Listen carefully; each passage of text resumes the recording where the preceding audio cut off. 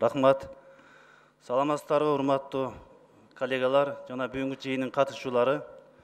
Менин биринчи суроом финанс министрине Адылбек Алишович. Быйыл дыйкандарга айыл чарба жумуштарына жеңилдетилген кредиттин суммасы канча бөлүнүп атат бюджеттен? Жана канча процент менен? Субсидияны айтып атасыз да? Жеңилдетилген Асия кредит. 2017 жылга 700 миллион сом каралган. Ошондо мал чарбасына жана өсүмдүк чарбасына 3 жылга 10% менен, айыл чарба продукциясын кайра иштетүү тармагына 3 жылга 6% менен. Рахмат. Мамлекеттик банктын да жетекчилери келген экен. Ушуларга суроом бар эле.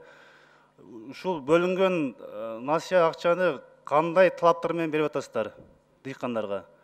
Себеби көп дыйкандар ала албай кыйналып атат. Аларга кандай талаптар коюп атасыздар? Же тааныш билиш алып эле мындай жөнөкөйдөн албай атабы? Анан кайрымдуулугу кандай болуп атат?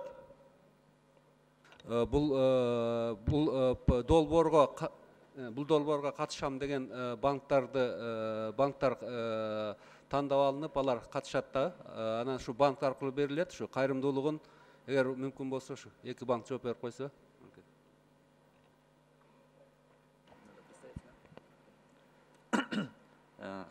Исполняющий обязанности председателя Айылбанка Акимов Мурат. Кайрымдуулугу 99% мурдакы берилген кредиттер боюнча. Кредитти кадимкидей эле обычный клиенттерге эле бергендей эле беребиз, залогун коет, хозяйствону көрөбүз, размер кредита чарбанын көлөмүнө карата берилет. Основной параметрлары бул жөнүндө өкмөт токтомуна бекитилет. Канча проценттен берип атасыздар? Дагы айтып койсоңуздар. Так. Канча процент менен? 10% менен беребиз. Мен Эмил Токтонович, мен айтып берейинчи.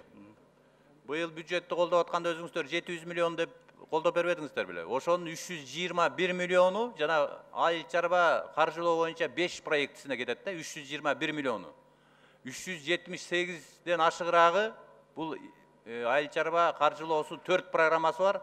Ал 3 жылга берилет да. Ошол 3 жылдык программаны колдоо боюнча ошо 378 миллиондон ашыгыраагы ошол 4-тү колдойт. Анан бул жерде 2 проект менен биз ойлоп атабыз 7 миллиардка жетет да, жана быйыл айтып атпайсызбы 4 миллиард 800 болду деп. Ошо 7 миллиардка жетет. Анын ичинде жана 321 миллион ФСК 5 деп атпайсызбы, 5 деп атабыз. Ошонун 6% менен ала турган экспортко багытталган айыл чарбасын кайра иштетүү боюнча ишканаларга бере турган болдук.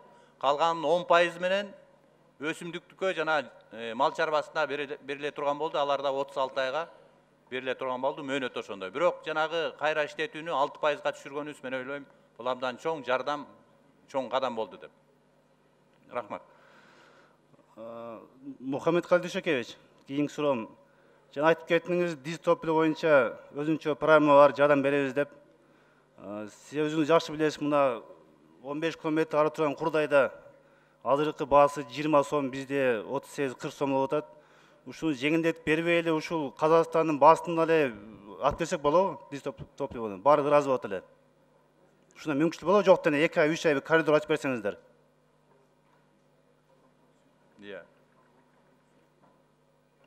Бизде азыр официалдуу түрдө иштешпейт. Сиз жанагы мындай кандай аткезчилик менен алып келген жолду айтып атасызбы? Мен түшүнгөн жокмун да.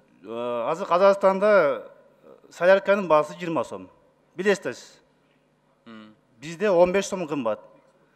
Ошо жеңилдик кылбай эле ошол баада Казакстанды ачып берсеңиз, же Россиядан ошол баада алып келип берсеңиз, биз сизде дыйкандардын мындай насия берген жеңилдик кереги жок. Өзүнүн акчасында сатып алып окат кылышат деген сөз да.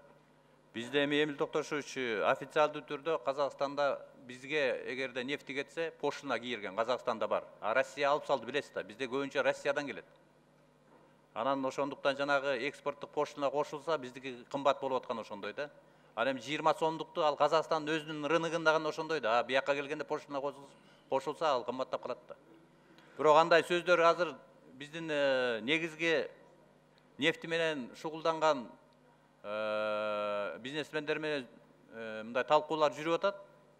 Бирок азыр бизде негизгиси гана нефтетрейдерлер ассоциациясы жооп берет экен бул маселе боюнча. Ошолор менен сүйлөшүү болуп, меморандумга кол коюлду.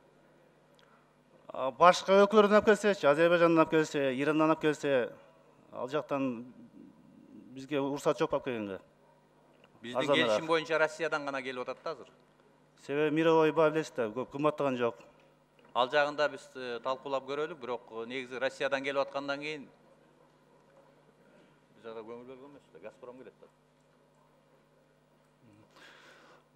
Кийинки суроом анда Айыл чарба министрине. Урматтуу министр, быйыл билесиз, былтыры кызылча жакшы болуп, план жакшы эле толду. Эми элдин баары кызылча жакшы болот деп кызылчаны айдабашы мүмкүн да. Сиздер алдын ала мындай мониторинг жүргүзүп, алдын ала түшүндүрүп. Туура айтып кеттиңиз.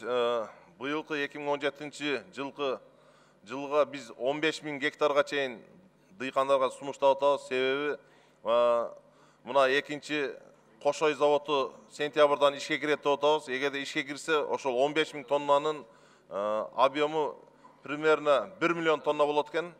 1 миллион тоннаны ошо эки завод иштетип, буюрса 2017 жылы Аккантка болгон республика боюнча жалпы керектөөнү камсыз кылабыз. Эми бардык райондорго биз кечеги күнү коллегия өткөрдүк 9 февралда. Биз райондорго квота менен ушунча гектардан ашпагыла деген парокту коюп атабыз. Эгерде көбүрөөк эгилип калса, дыйкандар өздөрү кыйналып калат бүгүнкү күндө.